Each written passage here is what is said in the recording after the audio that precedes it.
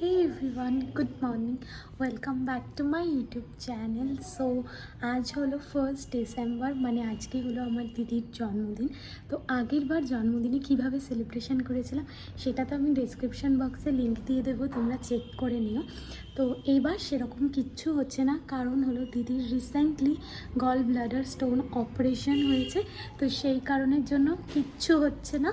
তো যতই কিছু না হোক, তো মন তো মানে না। ছোট কেক নেব, তো কেক নিয়ে দেন মা ওর জন্য পায়েস বানিয়েছে, ওটা দেব, দিয়ে জাস্ট কেক কাট করবো, বাড়ি চলে আসবো। একটা ছোট সেলিব্রেশন করতে চলেছি, তো ভিডিওটা দেখতে থাকো আর সঙ্গে। তো এই যে ওর বাড়িতে চলে এসেছি, ও রেডি হয়ে গেছে, ওর সামনে কেক, মিষ্টি আর পায়েসটা দিয়েছি। তো এখনও কেকটা কাট করবে, কিন্তু একটা ব্লান্ডার হয়ে গেছিলো জানো, যে ক্র্যাকারটা নিয়েছিলাম না, ওটা একদম জ্বলছিল না। অনেকবার ট্রাই করা হয়েছিল, এমনকি ক্র্যাকারটাকে কেটে নিয়েও ট্রাই করা হলো, বাট ওটার ভেতরে বারুদই ছিল না।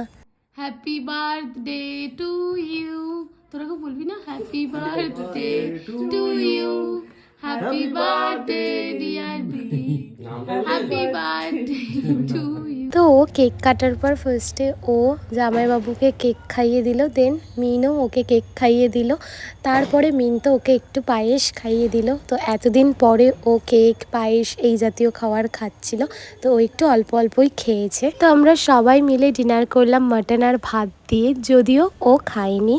তো আজকের ভিডিওটা তো এইটুকুই, কেমন লাগলো অবশ্যই আমাকে জানিও। আর আগের বারের ভিডিওটা কিন্তু ডেসক্রিপশন বক্সে দেওয়া থাকবে, অবশ্যই চেক করে জানিও আগের বারের ভিডিওটা তোমাদের কেমন লেগেছে। তো ভিডিওটা ভালো লাগলে do like, share and subscribe to my channel. দেখা হবে নেক্সট ভিডিওতে।